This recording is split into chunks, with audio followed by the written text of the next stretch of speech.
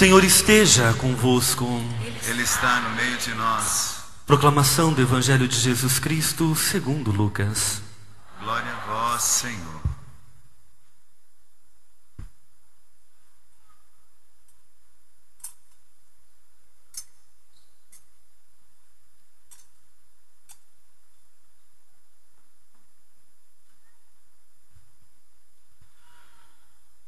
Naquele tempo, disse Jesus aos seus discípulos: todo aquele que der testemunho de mim diante dos homens, o Filho do Homem também dará testemunho dele diante dos anjos de Deus.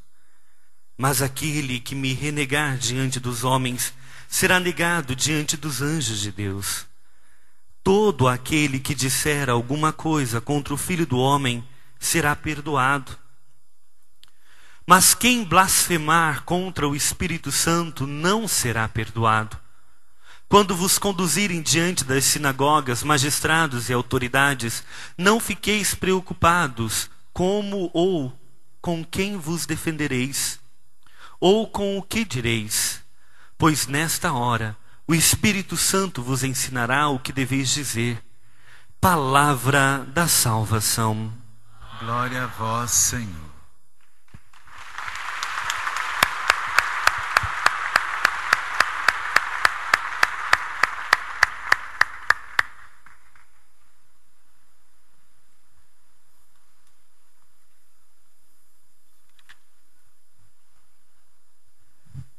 Boa tarde a vocês. Muita alegria ter a oportunidade de voltar e me encontrar com vocês nesse encontro, nesse retiro. A liturgia de hoje é muito sugestiva. O evangelho parece um pouquinho complicado. Algumas questões que na teologia a gente até hoje não entendeu. O que é o pecado contra o Espírito Santo, né? Estamos ainda tentando entender, né, padres? A mim, quando escuto sempre essa expressão, é como se Jesus estivesse nos alertando ao risco de nós perdermos como referência de vida a própria sacralidade da vida. Talvez a blasfêmia ou o pecado contra o Espírito Santo é, antes de qualquer coisa, o esquecimento dessa sacralidade que está em nós. É tão fácil nos dias de hoje a gente se esquecer e a gente negligenciar a sacralidade do corpo, da vida. É tão fácil a gente esquecer e perder a consciência de que somos santos, de que somos sagrados mesmo, porque se nós vamos entender a ação do Espírito no tempo, é santificar as coisas humanas. O específico da ação do Espírito, na Trindade, na teologia a gente faz essa distinção apenas para a gente compreender melhor. As ações específicas da Trindade. É específico do Pai criar, é específico do Filho salvar, é específico do Espírito santificar. No Evangelho, Jesus pede testemunho. Pede que a gente faça com que a nossa vida, o nosso jeito de ser, possa ser o testemunho de sua presença em nós. Uma presença que só pode se dar pela ação do Espírito em nós. A Eucaristia que nós celebramos hoje, ela só é possível pela ação do Espírito. É Jesus que fica presente novamente na história, que se atualiza no tempo, que se atualiza através de símbolos humanos, de significados humanos, de pão, de vinho, para que nós possamos entender e viver o desdobramento deste altar, que é justamente a vida no Espírito. Sabe, minha gente, eu sou filho da renovação carismática, como vocês sabem. Mas hoje eu não tenho mais a oportunidade de viver a espiritualidade como vivi em outro tempo. Quando eu podia ir aos grupos de oração, quando eu podia fazer a minha experiência de grupo de semanalmente ter o meu grupo de oração onde eu participava, ou até mesmo de visitar os grupos de oração lá no Brasil. Eu não posso mais ter essa prática na minha vida. Mas se tem um fruto que a renovação carismática provocou em mim, e eu acredito que eu tenha conhecido a renovação justamente para ter essa alegria, que às vezes a gente não sabe por que Deus nos coloca nos lugares, né? Só um tempo depois é que você olha, pela própria força do distanciamento, é que você entende.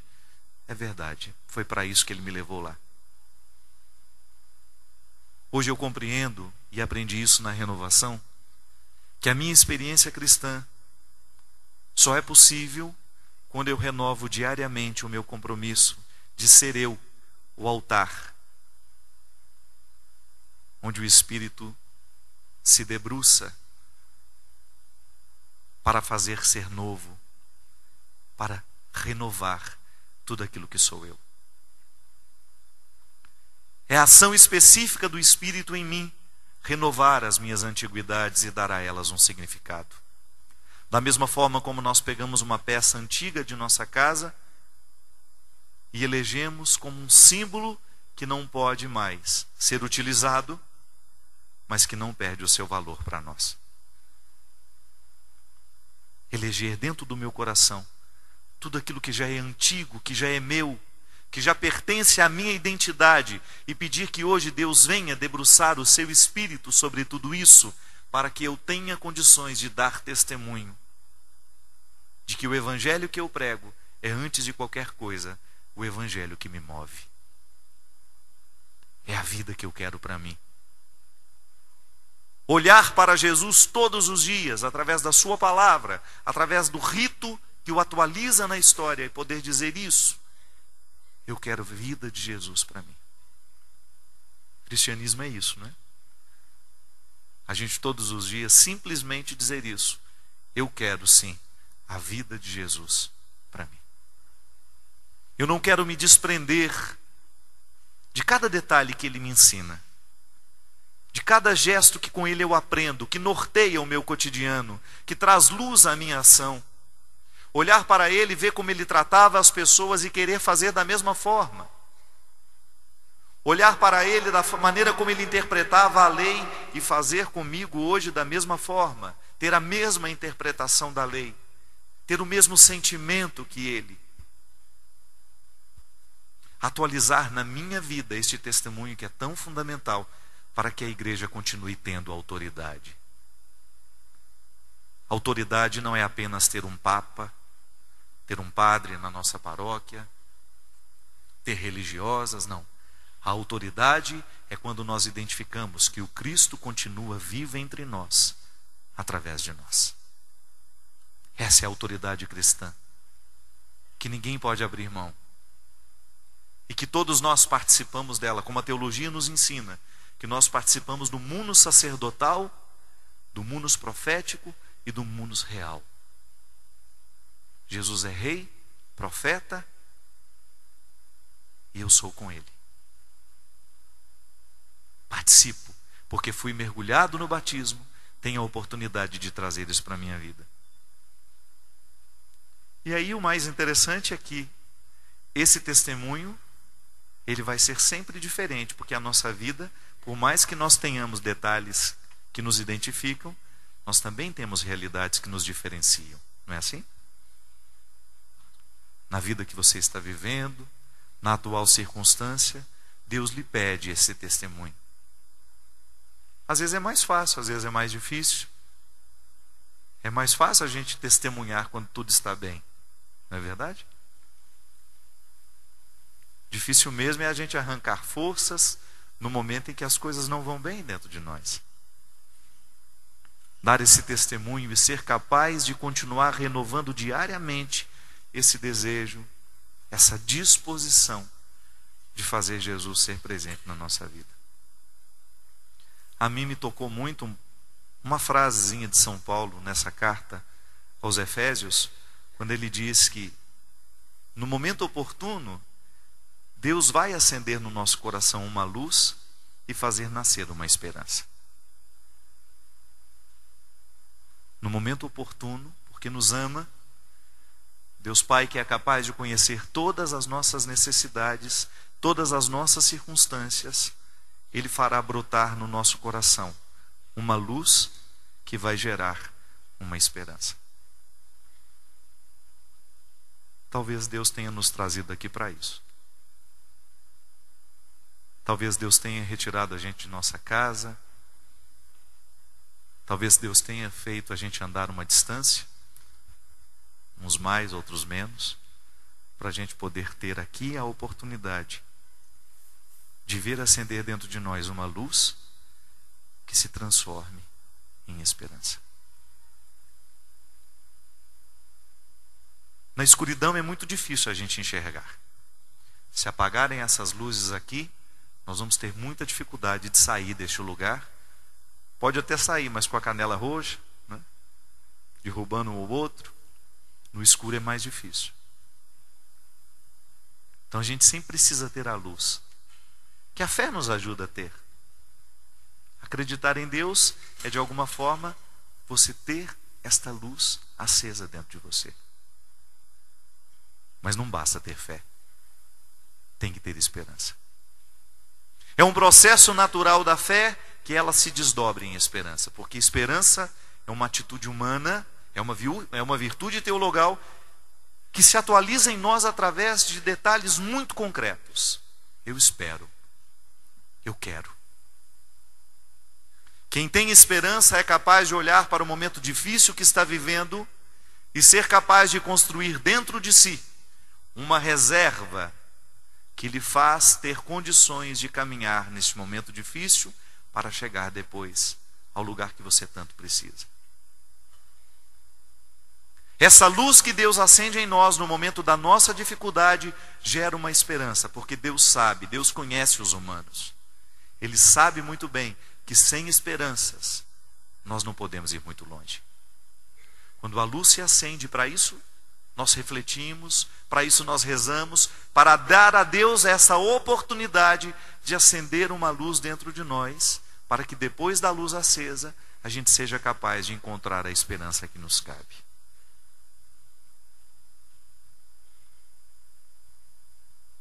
Posso estar enganado, mas às vezes é só o que a gente precisa na vida. Uma esperança. Aliás, eu acho que a maior pobreza humana é essa. É não ter esperanças. Você olhar para o seu marido. Pô, meu pai. Eu não tenho mais nada que esperar desse homem. Não é triste? E acontece, né? Costuma acontecer. Deus já te deu a luz, você sabe muito bem o que ele precisa. Mas você não tem esperança de que vai alcançar. É muito triste também você olhar para um amigo e perceber que você já não olha com esperança para ele. Acontece. A gente desanima, né? Ou você olha para aquilo que é o seu futuro, para aquilo que você construiu até o dia de hoje como proposta de vida, e você sente que você já não nutre mais esperanças. Oh, meu Deus. Sem esperanças a vida fica pobre demais. Pode até ter dinheiro, mas não tem riqueza. Pode até ter casa bonita, mas não tem conforto. Porque a matéria só tem sentido quando ela é hospedada por pessoas que alimentam esperanças. Por pessoas que têm diante de si esse desejo de alcançar o essencial. Eu acho tão interessante que esse evangelho de hoje, essa palavra, essa primeira leitura fale disso, né? Vocês que estão longe de casa, vocês só suportam isso aqui se estiverem montados na esperança. Só esse galope pode fazer vocês ir adiante. Senão cai todo mundo e fica morto no meio do caminho. Ou então você tem aquela sensação de que você já viveu 15 anos de experiência aqui, 10, 5, 20, e que não serviram para nada porque faltava esperança no coração. Desgastou o corpo, trabalhou, mas se esqueceu que só vale a pena sair de casa, só vale a pena deixar a nossa terra, se for para a gente ser feliz.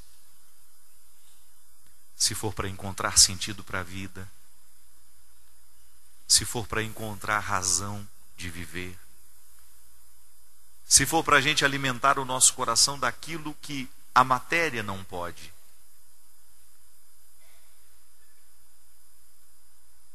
Porque às vezes o que a gente quer mesmo é sentar à mesa, comer pão com manteiga, mas ao lado de quem a gente ama. É só isso. E às vezes nós trabalhamos, retiramos um tempo da nossa vida para sofrer, trabalhar, para depois você ter o direito de sentar à mesa e comer pão com manteiga. Quando você descobre que os seus sonhos alimentam isso em você. Desejo de amar. Desejo de gastar o seu coração onde realmente ele merece ser gasto. Dar testemunho do Evangelho assim, sendo feliz. Posso estar errado, minha gente. Mas eu não sei se pode haver um testemunho mais convincente do que este. Você dizer, eu sou um cristão e sou feliz. De as pessoas notarem que seu coração está visitado por uma riqueza superior. Que seu coração está visitado por um contentamento que não nasce da matéria. Mas que nasce daquele mais profundo que somos nós, que nos dá a alegria e a satisfação de ser quem a gente é. Esse é o testemunho cristão. É o que move multidão, é o que incomoda. Quando você percebe, gente, essa pessoa é muito feliz. Ela está realizada. E ela pautou a sua vida na vida de Jesus. Você olha para aquela pessoa e ela é capaz de viver, ela é capaz de extrair a alegria das coisas pequenas, porque um dia ela aprendeu com Jesus que assim é possível. E que até mesmo aquilo que ela constrói depois, materialmente falando, coisas grandes, alcançou riqueza, tudo bem, não tem nenhum problema. Mas desde que ela continue sabendo que o sabor, o verdadeiro sabor, que alimenta essa satisfação em si, vem de situações que nós não sabemos explicar. E essa é a esperança cristã. A gente olhar para Jesus, saber que Ele está muito distante de nós ainda, porque nós ainda não conseguimos ter esse comportamento que Ele teve, ainda não escolhemos o que Ele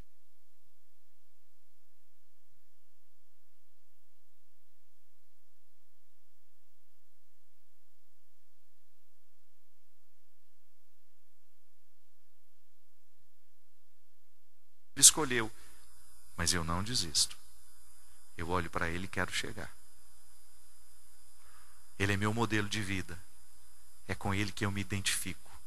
E eu vou vivendo, fazendo de tudo para deixar pelo caminho os excessos que me impedem de ser parecido com Ele. Eu vou fazendo questão de ir deixando pelo caminho os meus ódios, os meus ressentimentos, as minhas mágoas, porque eu quero ser parecido com Ele. Eu quero ser semelhante a Ele. E é minha esperança. A fé me ilumina, ela acende uma luz dentro de mim, mas eu tenho esperança de que vou, mediante o que ela me acende, o que ela me mostra, eu vou ter condições de superar para chegar até Ele. Eu não quero me perder pelo caminho. Eu quero ser cada vez mais parecido com Ele. E essa semelhança com Jesus é o testemunho que a igreja pede de cada um de nós. Pede de mim, pede para você. E esse barulho é para acordar quem estava dormindo.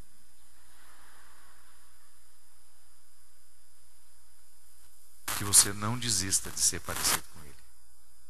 Não desista. As pessoas mais interessantes, as mais felizes que eu conheci na minha vida, fizeram de tudo para viver essa semelhança com Ele. As pessoas mais interessantes que eu encontrei na minha vida fizeram uma opção pelas coisas boas. Fizeram uma opção pela bondade, pela leveza. Fizeram a opção por tudo aquilo que definitivamente não diaboliza o coração. colocaram os pés nessa esperança e caminharam na direção dela. E não importa o quanto a gente precisa caminhar para chegar a este lugar, a esta semelhança. O que importa é a gente ter a disposição de nunca parar. Fecha seus olhos agora um minutinho, para a gente continuar a nossa missa. E reze comigo assim: Senhor Jesus, hoje eu quero lhe pedir um dom. Que o Senhor me faça parecido com o Senhor. O Senhor que conhece os meus limites. O Senhor que conhece as minhas sombras. Aquilo que é mais pesado de ser levado, Senhor. O que mais me impede de ser parecido com o Senhor. Me ajude a julgar fora. Para isso o Senhor me trouxe aqui. Não foi só para viajar, passear, mas foi para voltar com um coração mais puro, para conhecer a sua verdade e incorporá-la ao meu coração. Hoje eu quero lhe pedir, Senhor, que o seu Espírito Santo seja derramado sobre mim, para que ele ilumine o meu coração e ele me aponte uma esperança.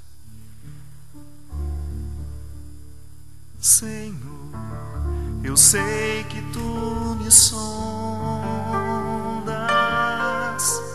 Senhor, eu sei que tu me sondas. Senhor, eu sei que tu me sondas. Senhor, eu sei que tu me sondas. Senhor, eu sei que tu me amas. Senhor, eu sei que tu me amas. Senhor, eu sei que tu me amas. Senhor, eu sei. Essa música é perfeita, porque ela fala justamente da primeira parte, que é me sondas e depois me amas. Significa, se ele me sonda, se ele sonda você, ele conhece tudo que você tem de mais bonito e de mais feio, não é verdade? E mesmo assim, depois de ter essa certeza de ser profundamente conhecido por Jesus, como ninguém foi capaz de nos conhecer, que às vezes as pessoas só conhecem o nosso lado bom, ou então elas só conhecem o nosso lado ruim. Não, ele conhece tudo.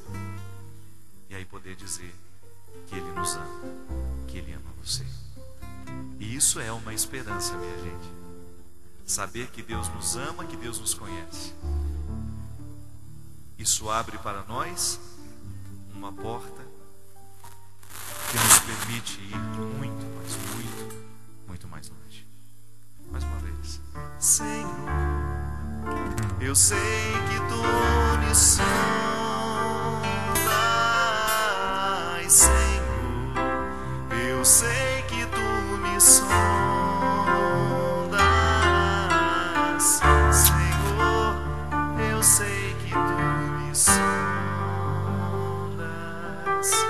Senhor, eu sei que tu me sondas. Eu sei que tu me amas. Senhor, eu sei que tu me amas.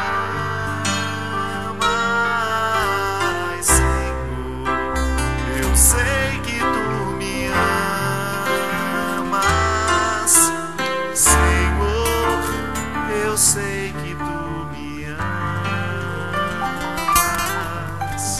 Senhor, eu sei. Agora vira para quem está do lado, faz o sinal da cruz nela e diz assim: que o Senhor acenda uma luz e uma esperança no seu coração. hoje e sempre. Amém.